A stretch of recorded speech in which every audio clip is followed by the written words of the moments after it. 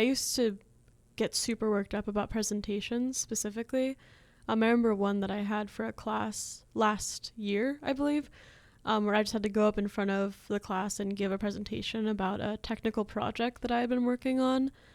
And, in the moment, like Ritu said, like one of the symptoms that I experienced a lot with anxiety was just thinking so much, like going like hundreds of miles a minute in my head and just thinking like I'm gonna totally mess up tomorrow, or like my teacher is gonna ask me a question that I don't know how to answer, or everyone in the class is gonna think I'm stupid and that I don't, know what I'm talking about or whatever. Just kind of like, honestly, it was kind of like predicting that the presentation would go horribly when I didn't even do the presentation yet. And I definitely feel those physical symptoms, like just being really shaky. Like even like just being in the room before my presentation, like I would be super shaky. My palms would be really sweaty. I would tense up a lot. And a lot of the times I didn't even notice this was happening until like I started speaking and I realized my voice was kind of shaking during the presentation. I definitely had very low awareness. Like, to give some more context, like when I started therapy, anxiety wasn't even like a big topic in my head as something to think about.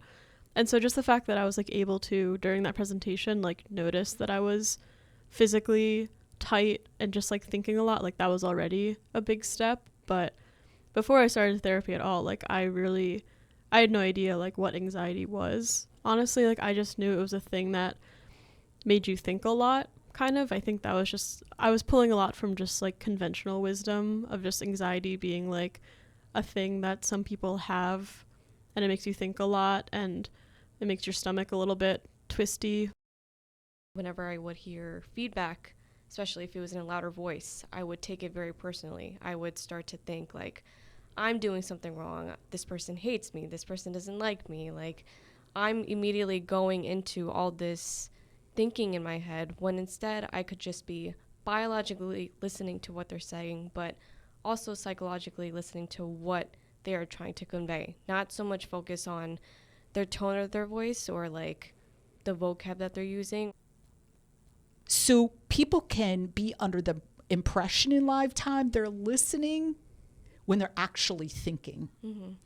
And that is part of developing more self-awareness inside, experiencing new levels of mental health inside. The technical term is new levels of consciousness. Anxiety, worry, self-doubt, overwhelmed, panic. Do you feel any of these things? Newsflash. So many of us have been feeling these things, and they're all a version of fear. So here's a bold statement for you.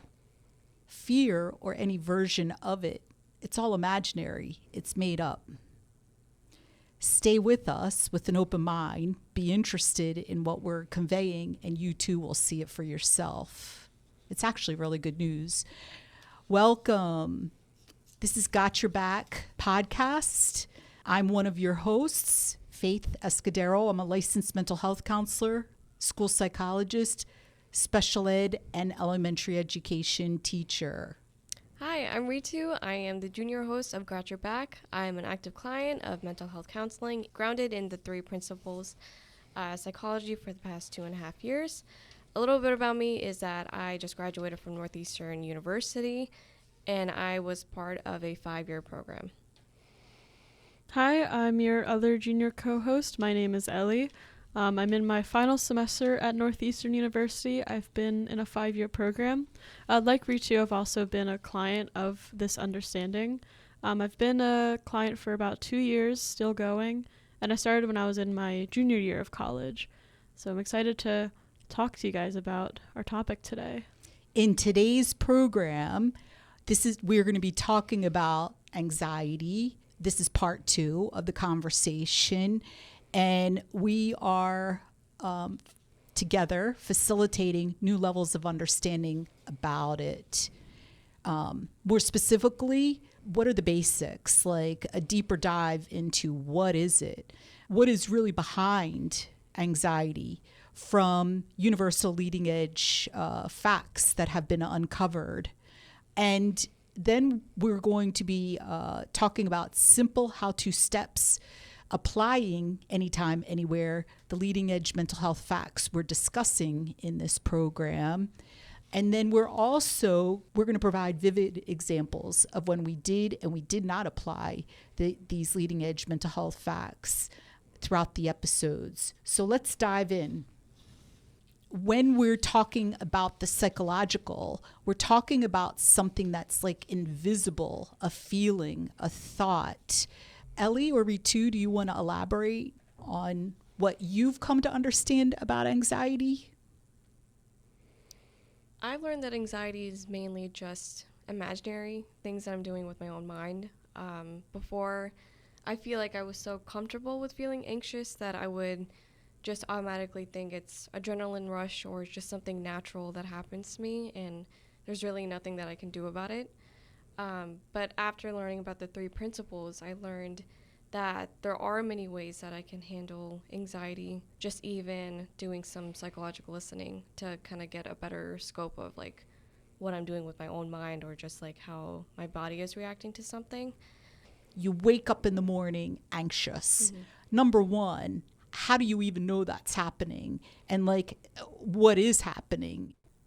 The biggest indicator for me was what was happening to me biologically. I would feel my stomach tense up and it would just feel like it's in knots. I would feel like psychologically my thoughts would just be super fast. I would think of everything that I need to get done in that day, even if it really just seems impossible. Like there would be 1,000 things that are going on in my head at like such a fast pace, and that's how I kind of knew that I woke up anxious. Yeah, I used to get super worked up about presentations specifically. I remember one that I had for a class last year, I believe, where I just had to go up in front of the class and give a presentation about a technical project that I had been working on. And, in the moment, like Ritu said, like one of the symptoms that I experienced a lot with anxiety was just thinking so much, like going like hundreds of miles a minute in my head and just thinking like I'm gonna totally mess up tomorrow, or like my teacher is gonna ask me a question that I don't know how to answer, or everyone in the class is gonna think I'm stupid and that I don't, know what I'm talking about or whatever. Just kind of like, honestly, it was kind of like predicting that the presentation would go horribly when I didn't even do the presentation yet. And I definitely feel those physical symptoms, like just being really shaky. Like even like just being in the room before my presentation, like I would be super shaky. My palms would be really sweaty. I would tense up a lot. And a lot of the times I didn't even notice this was happening until like I started speaking and I realized my voice was kind of shaking during the presentation. I definitely had very low awareness. Like, to give some more context, like when I started therapy, anxiety wasn't even like a big topic in my head as something to think about. And so just the fact that I was like able to, during that presentation, like notice that I was physically tight and just like thinking a lot, like that was already a big step. But before I started therapy at all, like I had no idea like what anxiety was. Honestly, like I just knew it was a thing that made you think a lot, kind of. I think that was just, I was pulling a lot from just like conventional wisdom of just anxiety being like a thing that some people have, and it makes you think a lot and it makes your stomach a little bit twisty. But what in counseling, at least one or two things, assisted your awareness to grow about what anxiety is or when you're experiencing anxiety? So I think one of the things that I learned a lot in counseling that helped me to identify like what anxiety is just kind of being present more in my body, if that makes sense. Like, how did you learn that?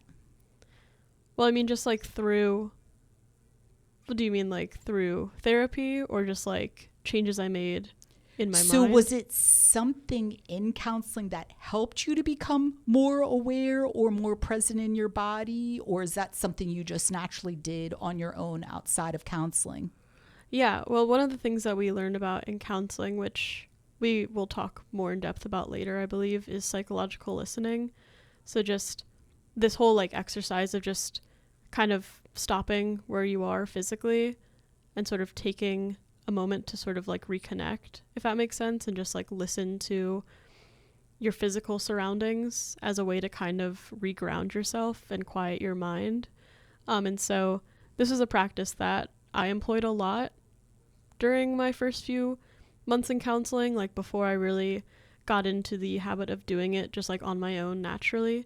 Here's the bottom line. A human being is basically two parts.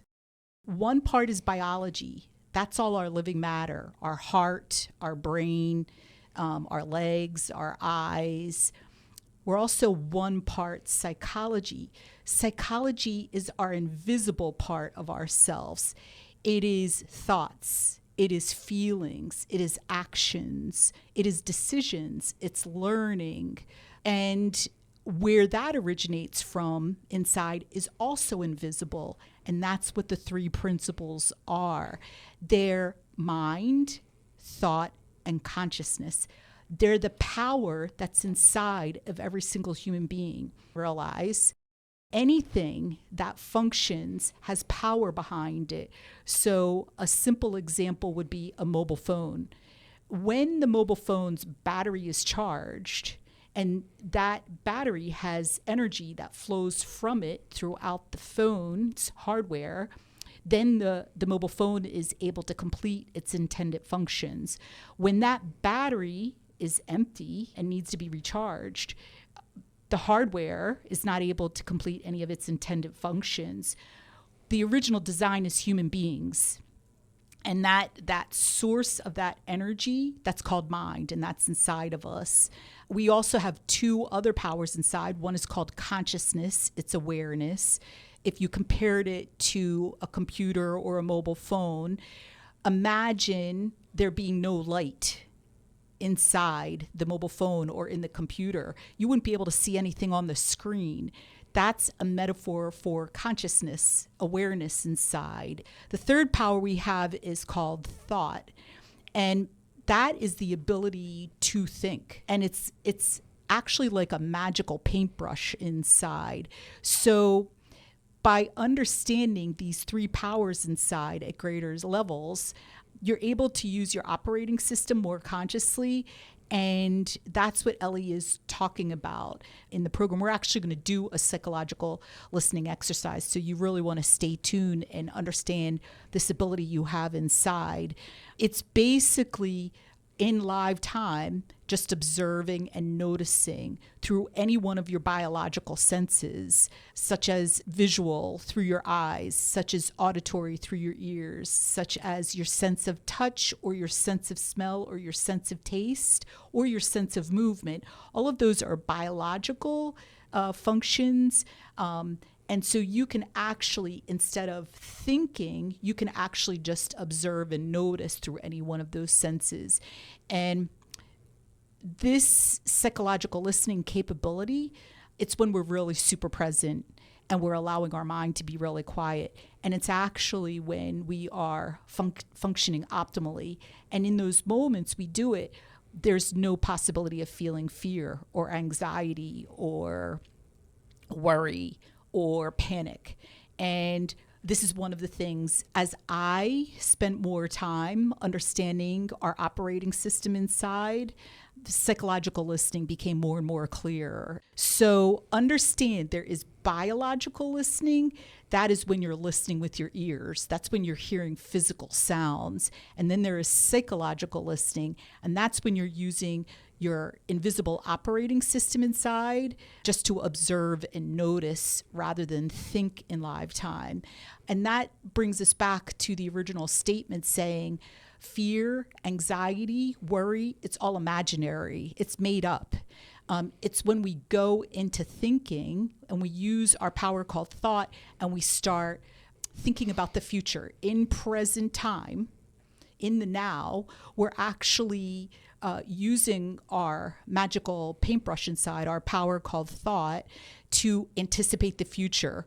And when we're anticipating it, we're looking at it through an insecure lens. We're looking at it a fearful lens, like we're not capable of doing well, or it's not possible things are going to go well.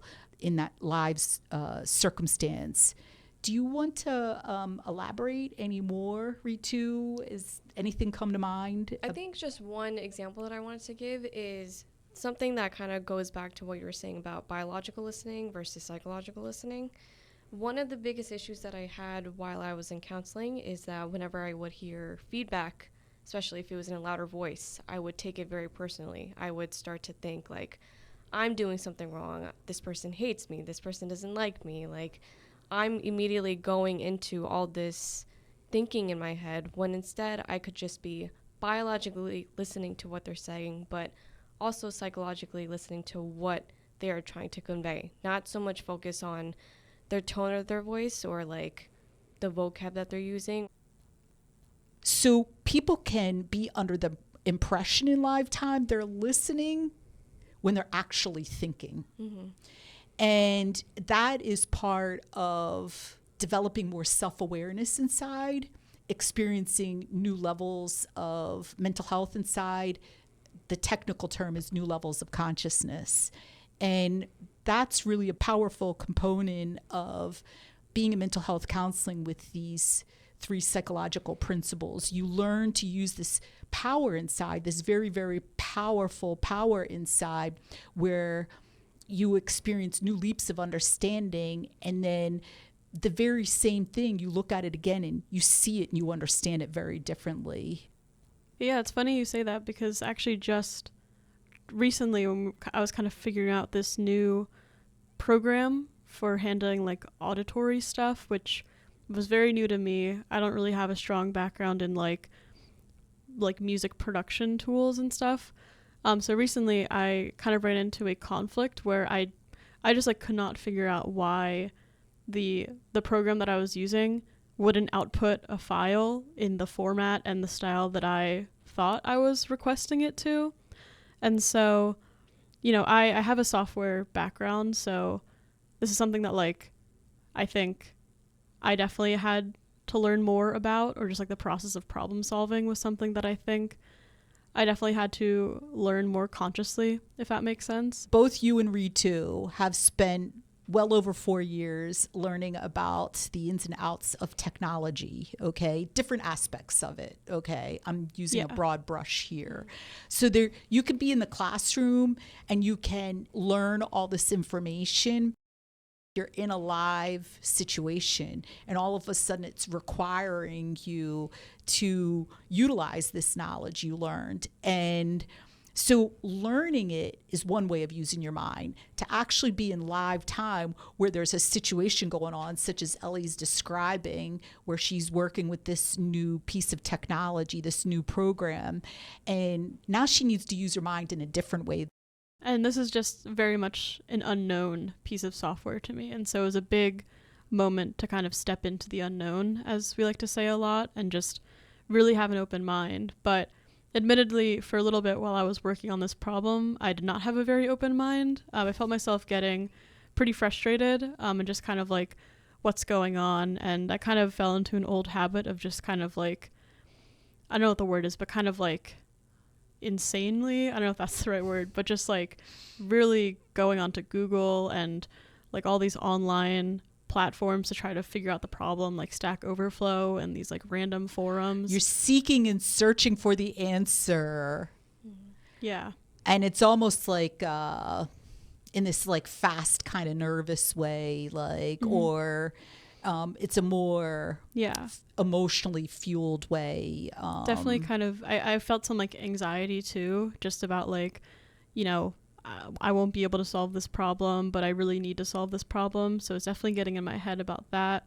And I also had it in my head, like, I started like thinking again. I started like building up the solution or what the solution might be without actually knowing the solution. So like in my head, I was like, the solution to this problem has to be something that I don't understand and will be really hard for me to understand, because this platform is it's a very big platform and there's a lot of settings and stuff. And so, can I say something about that? Yeah. So this is a very, to the listener, this is a very graphic example of using the power thought, but like in a more lost way, a more complicated way, like, and really getting lost in what one is creating with it inside their head. So there's the outside. The outside is the piece of software. The outside is she's in front of the computer and she's trying to make this program work. And then on the inside is what she's doing with her operating system. And Ellie is actually describing to you how she is using her power thought as she's trying to figure out this software. How did your self-awareness increase that you were actually starting to feel anxiety while you were trying to figure out this software? I was very aware that I was getting really fidgety. Like I can kind of like I kind of like shift around in my chair a lot, and like my fingers are kind of like, I don't know, I do this like hand motion that's kind of like fidgety with my fingers. So I could feel you were noticing, you were observing and noticing what you were doing biologically. You were noticing the biological activity and sensations, and that as your awareness grew, you realized like, oh, I'm using my operating system right now where I'm experiencing a lot of anxiety about this. So how was that useful that your awareness grew? Yeah, well, the first thing. So I also want to mention that like also I just felt like my mind was super foggy, like it was kind of filled with a bunch of thoughts, and I was, you know, like rapidly moving back and forth through different tabs and pages and just like really like taking in a lot of information, but nothing was really clicking in my head. Like the answer still wasn't there. I felt like I was still kind of like obsessively like poring over this thing I had in my head. And so I think being aware that I was doing those things and being aware that those things were anxiety, and also like thinking about like all the stuff that I've learned in counseling, the biggest thing that I realized was like, while I'm doing all this in my head and my head is super busy and I'm shifting around and anxious, like it's going to be a lot harder to figure out what the problem is with my program, because I'm kind of like, you know, I'm so crowded and cluttered in my head that I need, like, how am I going to be able to find a new piece of information or be open to learning something?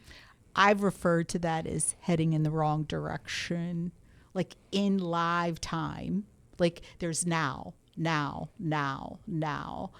That's live time. And actually we only can experience the now, live time. And in live time, you're describing the outside is the computer, the software, you're feeling your fingers fidgeting, but on the inside, your head is really crowded. It's really busy. You're doing all of this like seeking and searching. And I think you even it sounded like you were also having like repetitive thoughts. Yeah. And so you've had enough experience and awareness in counseling where it's called heading in the wrong direction. It's like overcomplicating things. The big part, number one, is self-awareness in live time and overall from mental health counseling, from the guidance of mental health counseling. But it's really just stopping in live time and like listening to this feeling, letting your head clear out. This is where I say psychological listening is so important. It's just observing and noticing, whether it's the feeling, whether it's the fidgeting, whether it's the racing thoughts. It's just observing and noticing them. And you continue to observe and notice. That's listening versus thinking. It all just starts clearing out. What did you actually do? Like when you had a realization, that's when you had a leap of awareness. That's when you saw the solution. What did you do inside to allow that to happen? Yeah, I noticed that all this was happening, like all this anxious activity was going on in me. And I think the first thing that I did was just I shut all of the tabs I had open. I just closed all of like the Google tabs that I had physically. Where did that come from? Why did you do that? It was just kind of like a gut decision. Like I kind of just stopped and I was like, you're really anxious. We gotta pause. We gotta take a break right now. Just stop. Kind of like what you were saying, where it's just like when you start getting into all of this, like stopping is kind of the first step. And so I stopped. I closed all the tabs just kind of out of like a gut response. And then I just sort of like took a step back, like metaphorically. I kind of took a step back. I really focused In your on, head, you took a step back. Yeah. I was still like physically present here. But yeah, I did a psychological listening exercise in that moment. I just kind of took some time to close my eyes and just listen to what was going on around me. And eventually, like, I stood up and took a little bit of a walk around just to kind of take more of a break, because I'm a very, like, physical person. I think, like, my mind clears a lot easier when I'm moving around. So when you're moving, you go into observing and noticing the movements that your body's doing. Yeah. And sometimes it's been referred to as moving meditation, but really when we say meditation, we're saying the mind is still and open. There's no thinking going on. And you don't really need the activity. It's more the understanding how to do it inside and why to do it inside. Biologically, Ellie was walking. Biologically, Ritu was listening with her ears. But inside, psychologically, they were receiving, they were observing, noticing. In Ritu's case, the words that were being said to her, and in Ellie's case, as her as her feet were hitting the floor, and as her body was in motion, she was observing and noticing. So so number one, it's been a lot of new awareness, learning, and here's the crazy thing: you've always been able to do that, right? Yeah. But like now with mental health counseling in the three psychological principles, which is another word for the operating system inside, now you have a lot more awareness that you're able to do this thing, and you're able to do it more easily, more often in live time. And I think like another big upgrade that I kind of noticed while we were talking about this is I feel like in the past, like other forms of counseling I've done with other understandings, the idea would be that like walking makes you feel better, or that like doing something makes you feel better. But I feel like now we've kind of been learning that like it's the way you're using your mind while you're doing those things. And there are certain ways, like there's certain things that like make like psychological listening maybe easier in a way, or just like more straightforward depending on where you're at. But ultimately, I feel like it's been really empowering for me to know that like I am capable of psychological listening despite what I'm doing physically. But, you know, it's also a thing, like an option, I guess, to take a walk or to journal or whatever, if it makes sense to, instead of feeling like I need to do it. Number one, it was a capability you were always able to do, but you didn't know that you could do it whenever you chose to do it, or how to do it, or what it was even called. And that's the power of mental health counseling and education in the three psychological principles, or three principles psychology, whichever you prefer to call it. You actually, like a mobile phone, it has an operating system. And whoever designed that operating system, like the operating system has these capabilities, but it's the user that needs to have more awareness how the operating system was designed to be able to know what capabilities it's able to do and how to access those capabilities. And that's the same for every human being with their own operating system inside. And just for clarity, the mind and the operating system is very separate than the brain. So there's also been an entanglement between the mind and the brain, or the operating system in the brain. The brain is biological, and basically it's the headquarters of our biology. So it's the thing that really, it allows us to speak, or it allows us to biologically hear, or it allows us to biologically walk. Like it's the headquarters for our biology, which is very separate than our psychology. And when we're talking about psychology, we're talking about thoughts, feelings, actions, decisions, learning, just being able to experience anything. you're eating food.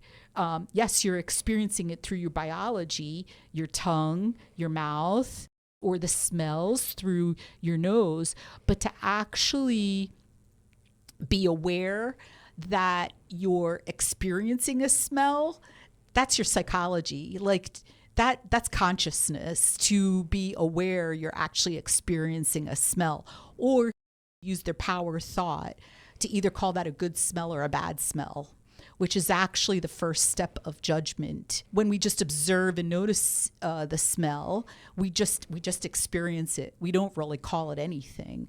It's and that's what's been called the meditation part, the neutral, the not calling it good or bad, just experiencing it. Let's say that you were smelling something right now.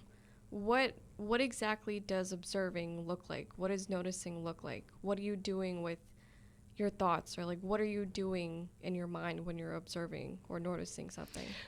There's 3 powers inside. Mind, which is the source of the energy inside. It's the actual living energy inside. Like it's the power behind being able to think. It's the power behind being able to move. So mind is the source energy, and it's a very sophisticated energy because it's a living energy. Nature created it, which we'll get more into that later. Then there's the power consciousness, which is awareness. Awareness allows you to know you have a name. Awareness allows you to know like parts of your body. Awareness allows you to know what location you're in, or if somebody's calling your name. Then there's the power thought, and that's where all the thinking comes in. It's the magical paintbrush. So for example, somebody is cooking garlic. You can use, some people use the power thought to say, oh my God, that smells so delicious. That's a thought. And that's originating from using your power thought. I actually have worked with people that really dislike that smell and think it's really awful. And that's them using their power to judge the smell as bad. So when we allow the paintbrush to metaphorically be on the table or in the container, and we're only using the power mind, and that's to do anything, okay? And the power consciousness, which is awareness. That's when we're just observing and noticing. We're putting down the power called thought. We're letting it stay in the paintbrush container or on the table, and we're in a state of no thought. We're just allowing our mind to be clear. We're just experiencing. We're just receiving. It's actually just really letting your mind be open.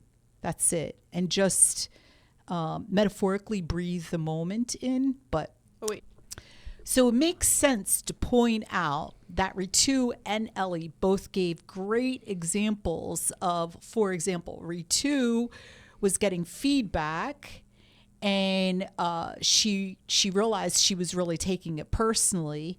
She took the steps inside to psychologically listen, observe and notice, just really be interested in what the person was saying.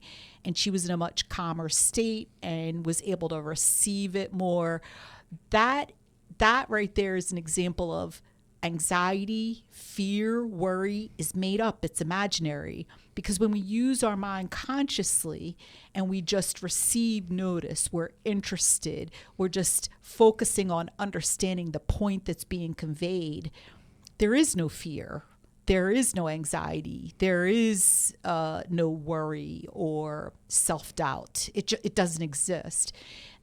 Ellie's point was when she was figuring out the program, the technology, and she first went into a lot of anxious thinking or self-doubt, and then she was listening inside, she paused, and she allowed her mind to clear. There is another very graphic example of fear, anxiety. It's imaginary. It's something we're able to create inside with our power called thought, but like it really has no meaning unless we decide as thinkers to give it meaning. Ritu was able to understand more with an open mind what that person was trying to convey to her. So there's a direct example of being in the same live circumstance, using your mind more consciously. The fear, the anxiety, the worry, it just disappears. It vanishes like smoke, like a cloud. It vanishes. Ellie's example, with the technology, she was thinking she wasn't good enough or she wasn't able to figure it out, a lot of anxious thinking. And when she paused inside and decided to shift gears, just go into psychological listening, she called it stepping back. Soon after, her mind was more clear, and she's going to get into later how she actually realized what she needed to realize about solving the problem with the program. But there's another example, same life circumstance, shifted how she was using her mind. The anxiety, the worry, it just dissipated. It vanished. It disappeared. So these are just a few basic examples where fear is made up. It's imaginary. It's a way of using our operating system, and we create this perspective inside. And here's the other point to understand. When we're experiencing anxious thoughts, fearful thoughts, when our hands are getting sweaty or our heartbeat is beating faster, which are biological indications that we're anxious, those thoughts that are coming through, we can either believe them, and then what happens is they become true to us about the circumstance. In this case with Ritu, that she made a mistake. She really messed up. Like that the other person giving her the feedback is thinking she really made a mistake or did it on purpose. Or as the anxious, worried thoughts, self-doubts come through, we can actually observe and notice them. We can actually psychologically listen to them. So it's very different. We're having a very different relationship with them. We're not taking them seriously. We're allowing them to leave. We're allowing them to dissipate. We, as the thinker, are doing something other than deciding that these thoughts inside have full credibility and they're the truth about the live circumstance or ourself. Yeah, I feel like what I'm kind of understanding is that I think like I've kind of believed a lot of thoughts without realizing it. So like, you know, for the example of like just problem solving, like in school, like I have a homework assignment. Before I really got this understanding, I would see school as something that caused stress or like caused fear or caused anxiety. And I would kind of be afraid almost of like homework assignments and receiving feedback and having to, you know, do a homework assignment. And I think like in the past I would have seen that, like I would have, the conclusion I would have drawn from that is that like school causes fear. But with this understanding, I'm seeing now that like that was me believing or choosing to believe that school caused fear instead of taking a step back and just like shifting my perspective on school to something like more truthful. Like school is an opportunity for me to learn, and that feedback and grades are just showing me how much I understood about something. And so I feel like it's like kind of bridging that, or like kind of separating, I guess, what we believe about something versus what's actually true. So it's interesting with our power thought, our ability to create, we can make up a whole bunch of stuff about anything. And in this case, you're talking about school. And one of the things you would go into the habit of doing is school's on the outside, whatever it's demanding, whatever's going on. And on the inside, with lower level of awareness, you would go into creating fearful thoughts about school. Okay? that's an example of using your power thought without really understanding that you have this power inside and how it works. And then it's kind of getting lost in those thoughts. Like, believing them is just like, oh, what I'm thinking right now is true. Versus with a greater level of self-awareness, you can step back and you can understand, oh, these are thoughts I'm creating or I'm experiencing right now. And I, as the thinker, get to choose whether to give them credibility or not give them credibility. Like, step back and understand, what are the value of these thoughts? Are there any value? Which we're going to get into at a deeper level after we do a psychological listening exercise. What Ellie said was definitely a great point, that I feel like there's a lot of things conventionally that may look like they're fearful. Like, for example, going through a big transition, or like doing an assignment, or like doing a presentation, or like doing a test. There's all these... How about a job interview? Job interviews, exactly. Or moving to a new area, or going to a party or a social event. Like, people can automatically think they're going to be stressful. Yeah. They're like anticipating that fear. They're like already having a mindset about it, which can kind of lead you to, or lead someone to make like more bad decisions in a way. Like, you're already thinking that something bad's going to happen, so more things. It's important to separate out that if you're going to be anticipating something to be fearful or something to cause you a lot of anxiety, that can make you already think that something bad's going to happen, or like that can also lead to a lot more self-doubt. But it's also what we're choosing to do with our power about these things on the outside. Like, I think you're also pointing to the idea of conventional wisdom, too, that a group of people, or it can be a common belief that when you're going to take a test, it's scary, or it's hard, or like you're going to start a new job and it's automatically going to be scary. Yeah. So those are kind of ideas that can be passed around within a culture, and then like everybody just kind of believes it to be true. And that's what conventional wisdom is, where we're really talking about the opposite, innate wisdom. And that's a power that comes from inside. And that's when you have like experience gut instinct, or realization, or an inner knowing. And that's when you see for yourself what the actual truth is. But it is dependent upon taking the steps inside to ask questions, to go outside the box of, oh, this is going to be stressful, which we're also going to get into at deeper levels in our next podcast. But this is where, the idea comes in, like, be your own thinker, be an independent thinker.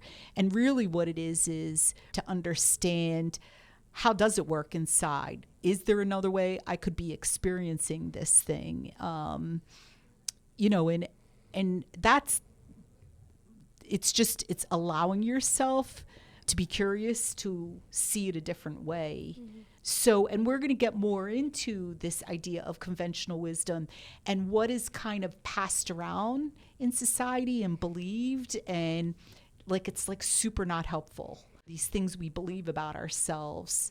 Does another one come to mind, like a common conventional wisdom thing? I feel like there's a lot of conventional wisdom things about anxiety itself. Like, I've seen on social media how people talk about it as like, oh, when you're feeling anxious, like it's your body's way of protecting you. So they're kind of looking at it as a more like positive light, instead of addressing what anxiety really is and like what you're doing in your mind. That's kind of like its own mindset.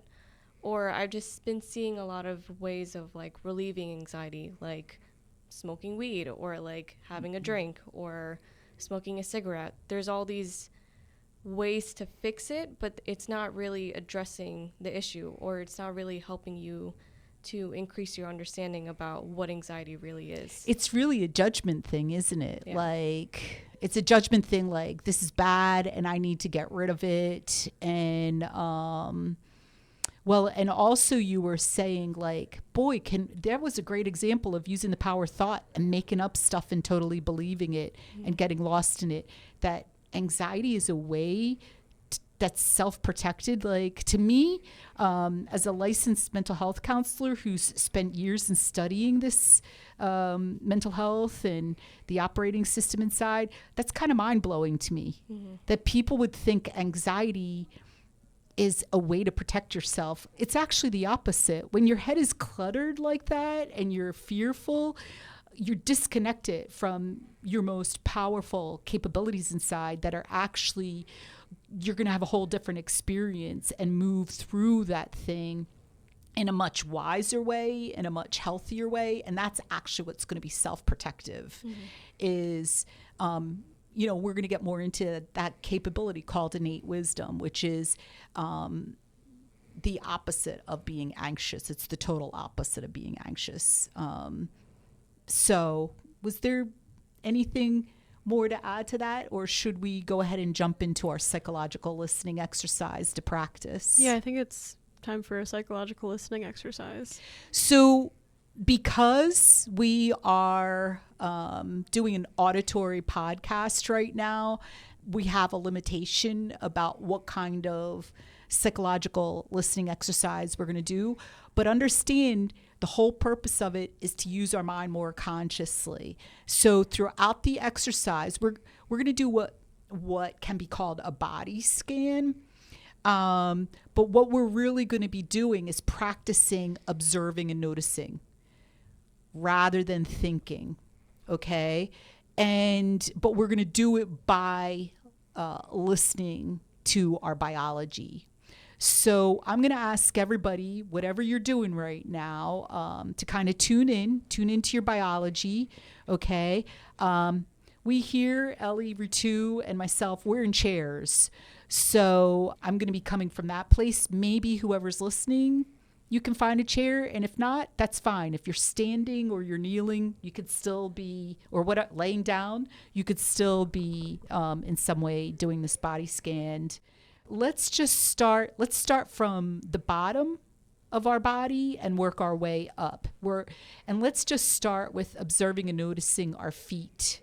Okay. So in the case your feet are planted on the ground, just really start to feel the pressure of your feet on the ground. So you can put a little more pressure on the right foot and really feel the ground with your foot. And then let's move to the left foot. Just observe and notice. Put some pressure on your left foot and just feel your foot against the ground. And you can actually feel the pressure, the tension starting to go up your calf and through your knee. So let's go back to our feet. One more thing. I'm suggesting start wiggling your right toes. And just observe and notice the sensations as you're wiggling your toes in your right foot. Now move to your left foot and just start wiggling your toes. Observe and notice what the feeling is. Okay, let's lift up our feet, and with our right foot, let's just do some circles to the right with our ankle and start observing and noticing what it feels like in the right ankle as we rotate the foot to the right. Okay, now you can let it relax. Move to the left foot and just rotate your left foot and just really observe and notice what's happening in your ankle as you move it around. And now just let it relax. Bring your attention up through your calves. You can observe and notice as you bring your attention from your right ankle up through your right calf up to your knee. Okay, and now let's go to the left ankle. Observe and notice as you're bringing your attention from your left ankle up through your left calf, your left shin, your left knee. And just more consciously plant your feet on the ground and let your legs relax. Okay, now what we're going to do is extend our, in the case you're sitting in a chair, and do whatever makes sense in the case you're not sitting in a chair. What we're going to do is now extend our legs out. Okay, so you're pointing with your toes forward, and now you're bringing your feet down. You're noticing the difference in your knees. Okay, so point your toes forward, and now let your legs relax and bring your feet to the floor. Notice what's happening in your knees. So one more time. What we're going to do is bring our feet out, push out with your heels. Observe and notice the sensation in the backs of your calves as they're stretching. And now let your feet relax back onto the floor. Observe and notice what's happening in your right thigh as you're sitting down from the knee up to the hip. And then observe and notice what is happening in your left knee up to your hip. Okay, we're gonna, in our chair, we're gonna move from side to side, just at the hip level. So bring your body to the right, and now bring your body to the left at the hip level. Just observe the notice. And what you're doing is you're just kind of like wiggling in your chair, okay? And just observe and notice what's happening in your hips. And now you can swing a little bit forward, stretching out your lower back. And now you can sit up straight, bring your lower back leg up, stretch it up. And now bring it forward, let it stretch in the back. And just now lean back, lift up out of your hips, and stretch up your lower back. Notice, does it feel any different inside psychologically? Do you feel any calmer? Does your mind feel any clearer? Do you feel more alert? In the case you do, it's because you were observing and noticing what was going on in your body versus doing thinking. Also notice, did it take a while for you to stop thinking? Did you find yourself maybe commenting on different parts of your body while you were completing the steps that were stated? What happened for you, Ritu and Ellie? Anything? Did you notice any changes? I definitely feel like I feel a lot looser in a way, like parts of my body that I maybe didn't realize were a little bit tense. I feel definitely like those are just a lot more fluid. So when you were observing and noticing, what were you observing and noticing within your body? I was really just like observing like how like my body moved. Like when I was rolling my calf or rolling our ankles around, like I really felt like my joints kind of stretching. And one of the cooler parts I thought was when we were just kind of like sitting with our legs down and we're just like kind of noticing our calves and shin muscles just like still, noticing how they feel. I feel like I was realizing like, well, the one thing I was really noticing and was grateful for was like my mobility. I was kind of getting aware or becoming more aware of like how fluidly my body was able to move and complete all the steps in the exercise, and just kind of like notice and appreciate what my body is capable of in a way. So psychologically, you were becoming more aware in those moments what your body was capable of. Yeah. So that is a graphic difference between the psychological and the biological. When we were finished the exercise, did you notice anything different psychologically inside from before we started till we were finished? Yeah, my head was a lot clearer. I definitely had, and still kind of have, a conditioned habit of having a very busy mind sometimes. And sometimes like I don't even really notice it's happening. But after that psychological listening exercise, I feel like my mind was a lot clearer.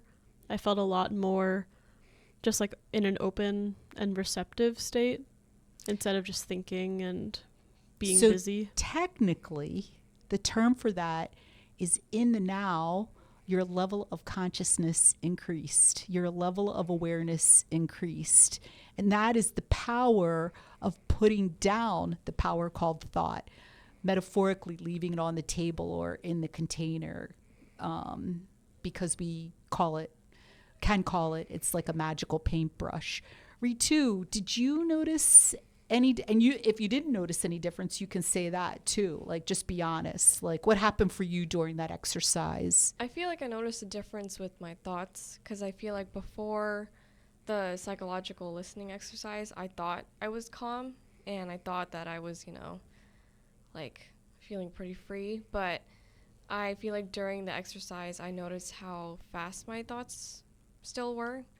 And I think it helped me realize how, like, even in moments where I might think that I'm calm, I can still, like, not really listen to what's going on inside and not notice that I am still feeling anxious in some moments, or kind of mask the anxiety and think that, like, I am feeling calm then.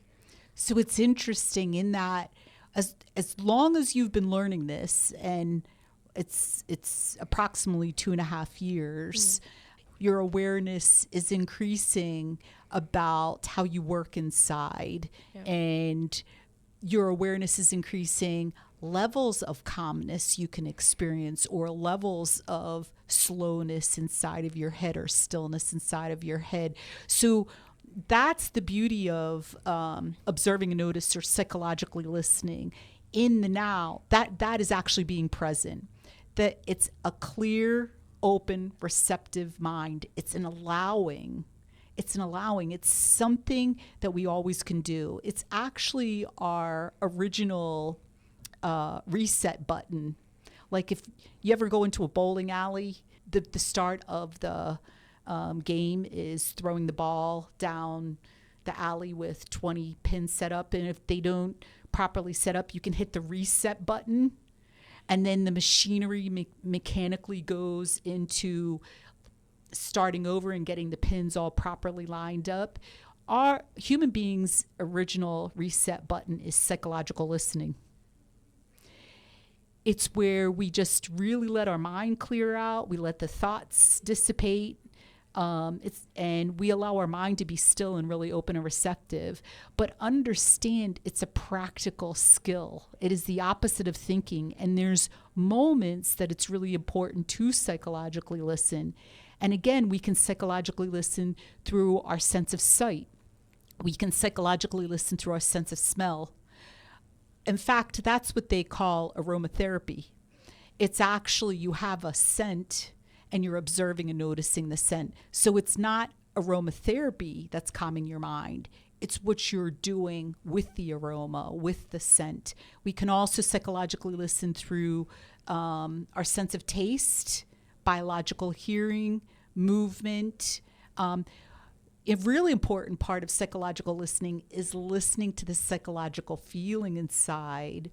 And that feeling is conveying how you're using your mind in live time, or to even observe the thoughts that are in your head. It really informs a person a great deal. For example, Ritu was saying she was noticing how the thoughts were really going fast in your head.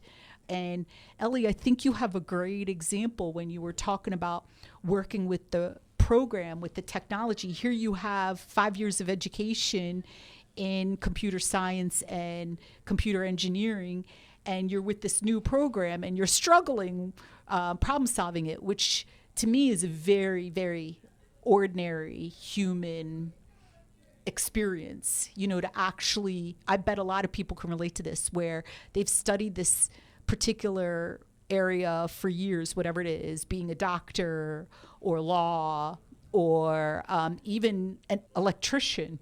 They have all this knowledge, they have all this experience, but yet they're in current time with this new situation and they have to apply it and problem solve whatever's going on. The important part of what you're talking about is when you were anxious and you were thinking you couldn't solve this, that's referred to as a subjective level of understanding. And when we're talking subjective, we're talking opinions, which is the opposite of facts, which when when you get down to it, it's fiction. Okay. Could you elaborate on you were first seeing this program from from a subjective level of understanding and then an objective level of understanding?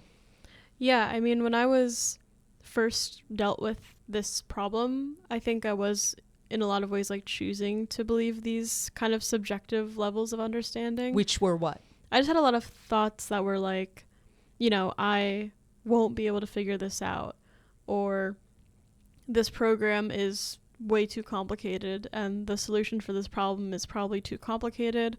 I also had an idea about what the problem was that I was trying to solve. Which was what?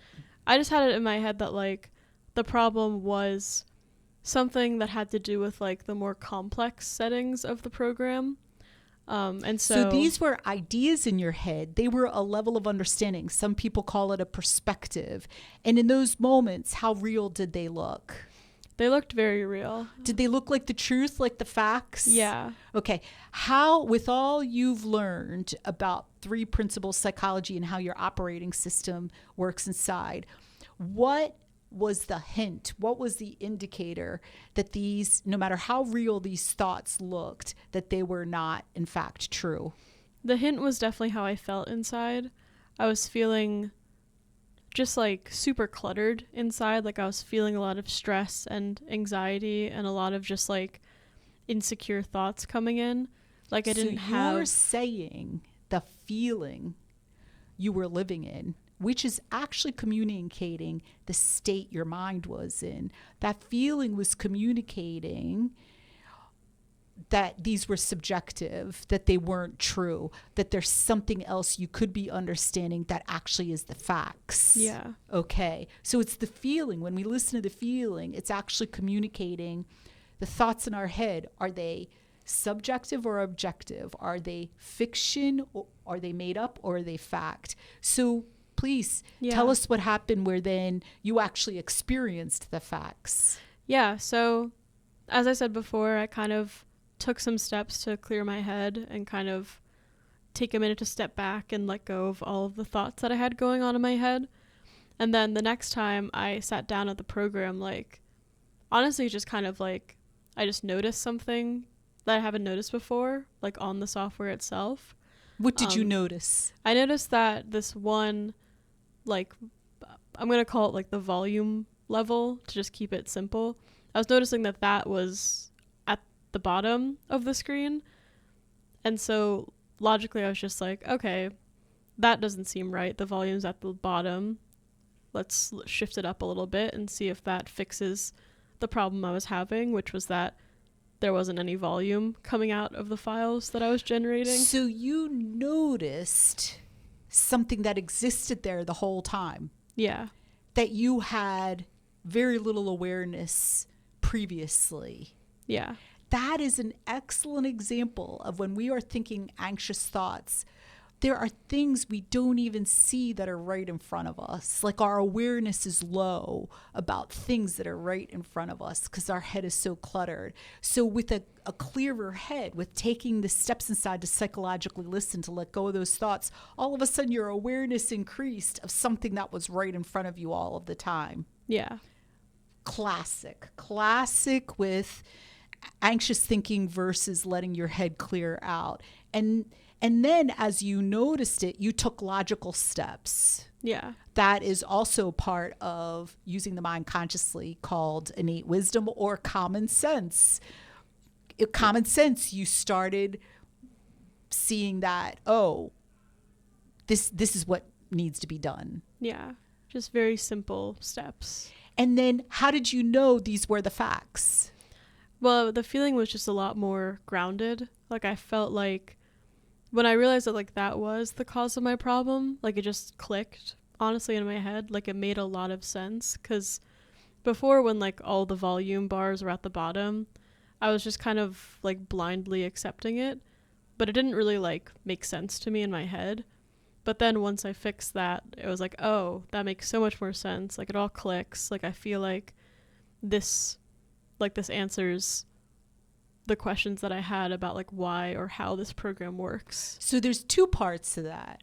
One is the feeling inside is calmer and it's lighter, okay? Which a lot of times can be actually the feeling of clarity.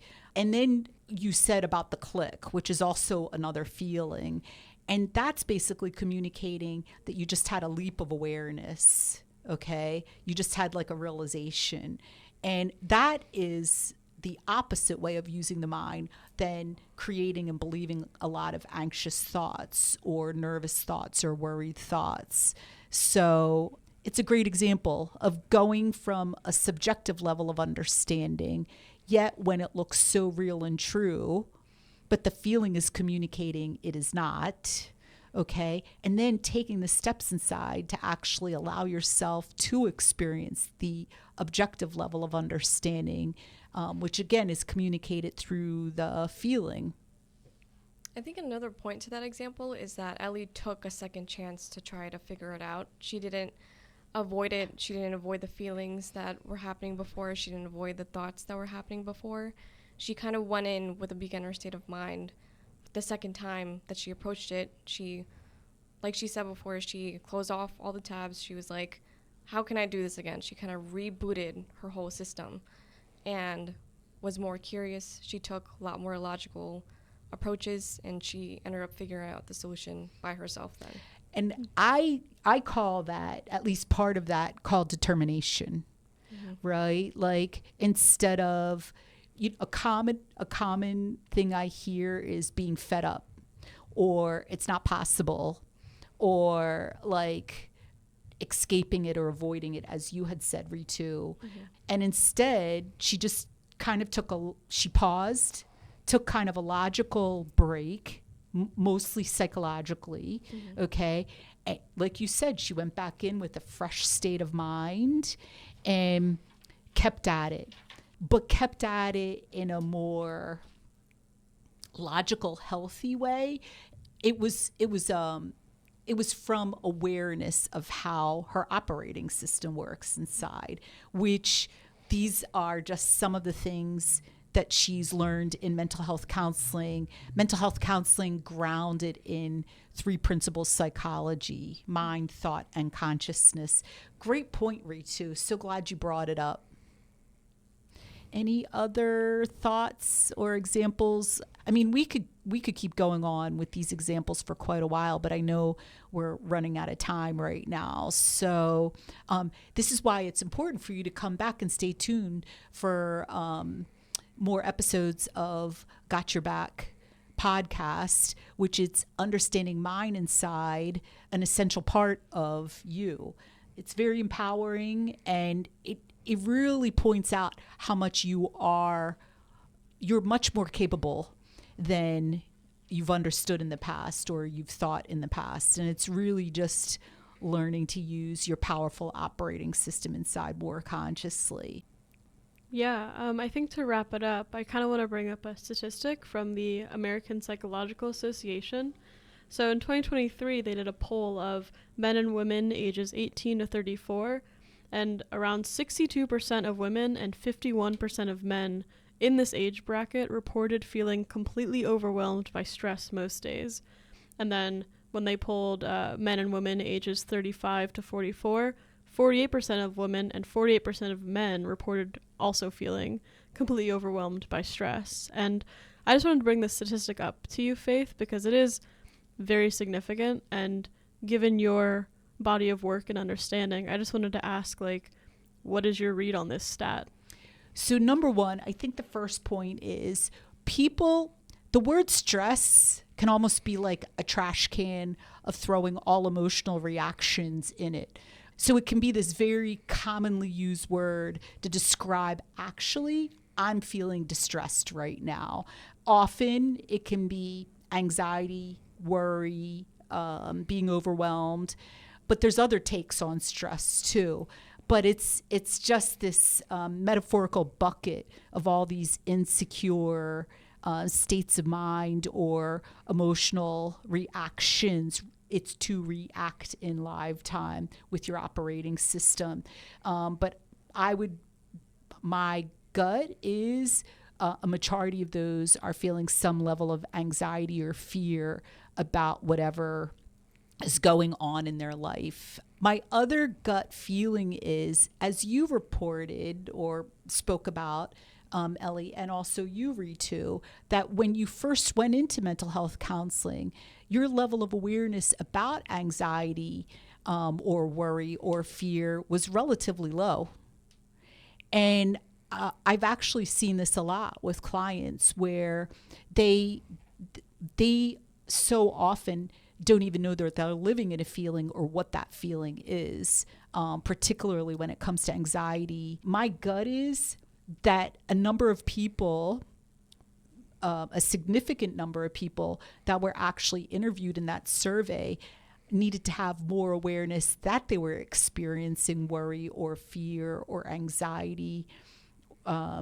So my impression is that the number of people that are actually experiencing anxiety, it's underreported due to it's in their best interest that they increase awareness that they're experiencing it and when they're experiencing it. So people actually need to be aware at greater levels what anxiety, panic, or fear feels like, and like when they're experiencing it to actually report it. So we just did a decent deep dive into anxiety. This is part 2 of looking at and understanding anxiety. But of course, there's more to understand, such as taking a closer look at social anxiety, such as taking a closer look on what happens to our biology when we're anxious. There's some really important things to increase awareness there. We're also going to be looking more at coping mechanisms, which is an important part of experiencing anxiety. And what is the opposite of coping mechanisms?